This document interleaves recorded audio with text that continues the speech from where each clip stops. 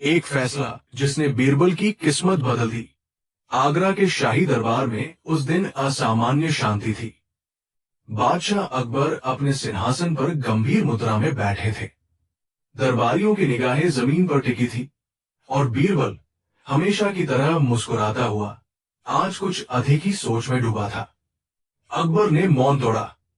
बीरबल, आज मैं तुम्हारी बुद्धि नहीं, तुम्हारे फैसले की परीक्षा लेना चाहता हूं। दरबार में खुसर पुसर फैल गई। अकबर ने आगे कहा, राज्य के दो गांव हैं। पहला गांव मेहनती किसानों का है, पर वहां झगड़े बहुत हैं। दूसरा गांव शांत है, पर लोग आलसी हो गए हैं। खजाना सिर्फ एक ही गांव के विकास के लिए दिया जा सकता है। तुम बताओ, किसे चुनना चाहिए? ये कोई साधारण सवाल नहीं था। अगर बीरबल मेहनती गांव चुनता तो लोग कहते झगड़ालुओं को इनाम मिला। अगर शांत गांव चुनता तो मेहनत करने वालों के साथ अन्याय होता।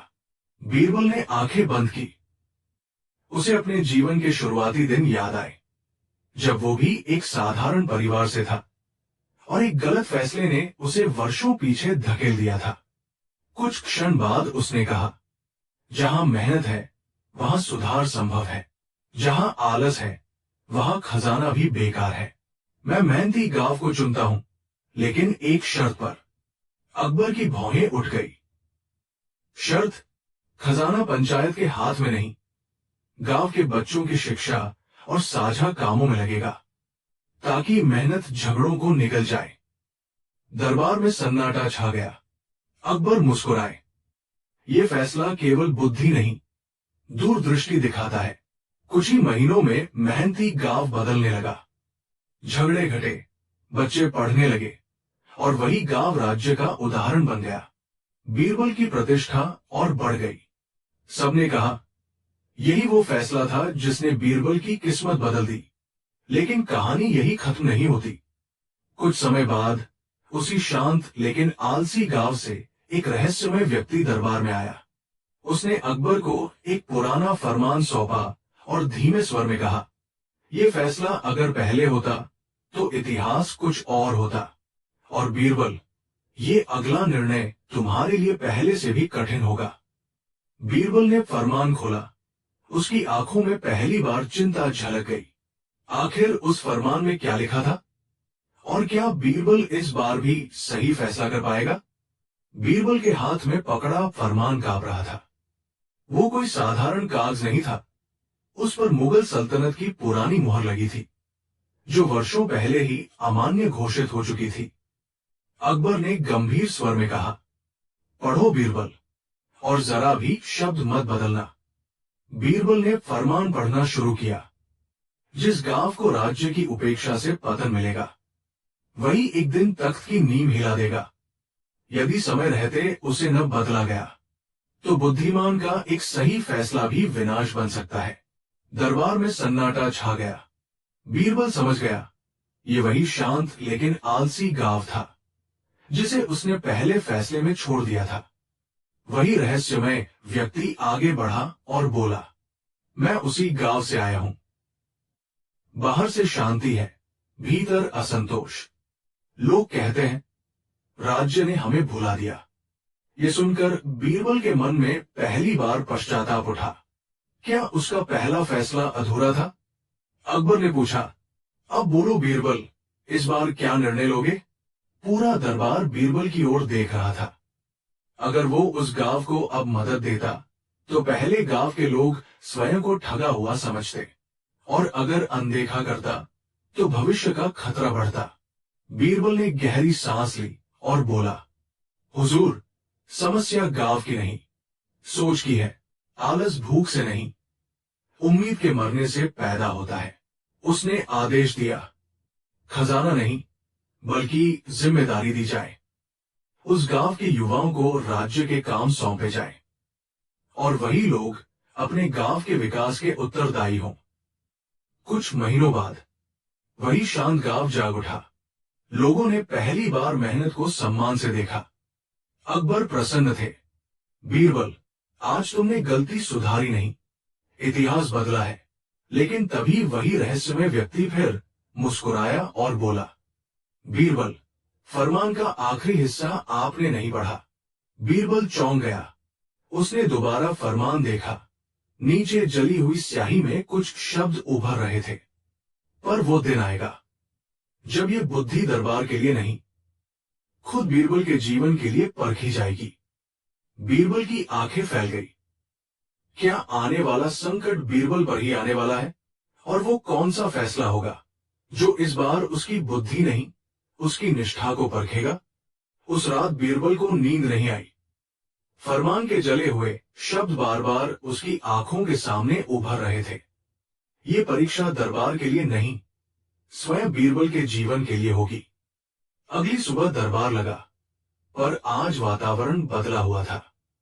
अकबर ने बीरबल को पास बुलाया और धीमे स्वर में कहा, राज्य के कोष से सोने की मोहरें गायब हुई है और आखिरी बार कोष की जांच तुम्हारे आदेश पर हुई थी। दरबार में हलचल मच गई, उंगलियां उठने लगी, पहली बार बीरबल पर। बीरबल समझ गया, यही वो परीक्षा थी जिसकी चेतावनी फरमान में थी।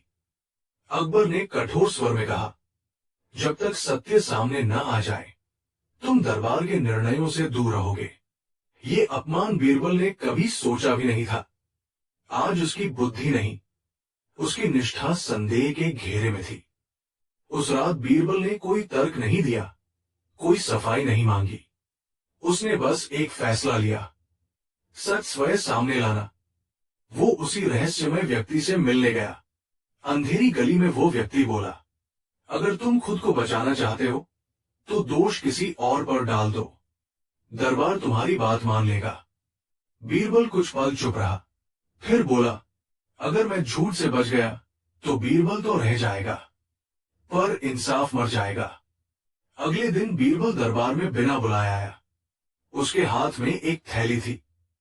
हुजूर, उसने कहा, कोष से जो सोना गायब हुआ है वो ये नहीं, बल्कि यह।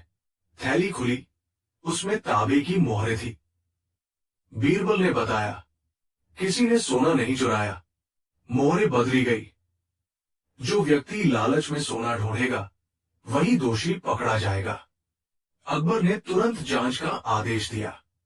जैसे ही खबर फैली, कोष का एक अधिकारी घबरा गया। उसके घर से सोने की असली मोहरें बरामद हुई। दरबार में सन्नाटा छा गया। अकबर सिंहासन से उठ खड़े हुए। बीरबल, उन्होंने कहा, आज तुमने खुद को नहीं बचाया, न्याय को बचाया है। बीरबल ने सिर झुका लिया। पर उसी क्षण दरबार के बाहर से एक संदेश आया। वही रहस्यमय व्यक्ति गायब हो चुका था और उसकी जगह जमीन पर वही पुरानी मोहर पड़ी थी, जिस पर सिर्फ एक शब्द खुदा था, अंत नहीं। बीरबल ने मुहर उठाई। उसके चेहरे पर गंभीर मुस्कान थी। क्या ये सब सिर्फ एक परीक्षा थी या किसी बड़े खेल की शुरुआत? और वो रहस्यमय व्यक्ति आखिर कौन था? दरबार समाप्त हो चुका था, लेकिन बीरबल के हाथ में पकड़ी मुहर अब भी भारी लग रही थी। उस पर लिखा एक ही शब्द, अंत नहीं, मानो आने वाले समय की चेतावनी था। रात के सन्नाटे में बीरबल उस पुरानी मुहर को शाही अभिलेखागार ले गया। धूल भरी अलमारियों के बीच उसे एक पुरानी पुस्तक मिली, जिसके पहले पन्ने पर वही निशान उकेरा था। नीचे लिखा था, ये मुहर उन्हें दी जाती है जो सत्य को सत्ता से ऊपर रखते हैं, पर इसकी आखिरी परीक्षा स्वयं को छोड़ने की होती है। बीरबल समझ गया, ये खेल किसी दुश्मन का नहीं था, बल्कि एक परंपरा का। अगली सुबह अकबर ने गुप्त सभा बुलाई। उन्होंने कहा, सल्तनत में वर्षों से एक अदृश्य परंपरा रही है। जब कोई दरबारी सत्ता के शिखर पर पहुंच जाता है तो उसकी निष्ठा की अंतिम जांच होती है, ताकि वो खुद को राज्य से बड़ा न समझने लगे। बीरबल शांत रहा। अकबर ने उसकी ओर देखा। अब आखिरी फैसला तुम्हारा है। दरबारियों ने सांस रोक ली। अकबर बोले, तुम चाहो तो इस रहस्य को उजागर कर सकते हो और अपनी महानता साबित कर सकते हो, या फिर इसे यही समाप्त कर सकते हो, राज्य की स्थिरता के लिए। बीरबल के सामने दो रास्ते थे। एक, जहां उसका नाम इतिहास में सबसे ऊपर लिखा जाता। दूसरा, जहां वह चुप रहकर इतिहास को बचाता। कुछ क्षणों बाद बीरबल ने मुहर जमीन पर रख दी और कहा, जिस ज्ञान से अहंकार पैदा हो वो भार बन जाता है। राज्य मुझसे बड़ा है, मेरा नाम नहीं। अकबर की आंखों में गर्व चमक उठा। उन्होंने मुहर उठाकर आग में डाल दी। आज अकबर ने घोषणा की। बीरबल ने फिर एक फैसला लिया और उसी ने उसकी किस्मत नहीं, उसकी पहचान बदल दी। दरबारियों ने सिर झुका दिए। बीरबल बाहर निकला। वही रहस्यमय व्यक्ति दूर खड़ा मुस्कुरा रहा था। उसने सिर झुकाया और भीड़ में गायब हो गया, मानो वो कभी था ही नहीं। बीरबल ने आसमान की ओर देखा। उसे समझ आ गया, कुछ फैसले तालियों के लिए नहीं, आत्मा की शांति के लिए होते हैं। और यही था वो फैसला जिसने बीरबल की किस्मत बदल दी, हमेशा के लिए।